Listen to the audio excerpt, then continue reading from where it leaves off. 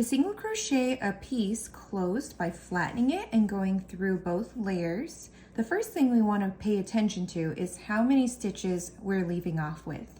So right now I have 18 stitches, and whatever that stitch count is, you're going to want to roughly make about half of them when you work across the flat side. So I'm going to want to make around 9 stitches. It might be one more or one less depending on where you pierce through the other side, but let's aim for 9.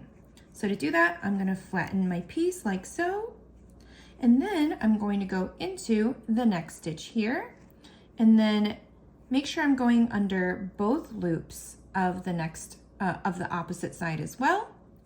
And then I'm going to make my single crochet stitch as I normally would, work into the next stitch and the layer behind it as well, and again work my regular single crochet stitch, and just continue to do that all the way across.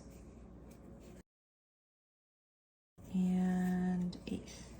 So again, I'm counting 1, 2, 3, 4, 5, 6, 7, 8. And remember I said roughly 9. Once you reach the end, you want to fasten off, pull up your tail, and then cut the yarn. So that's what that looks like when you crochet through both pieces.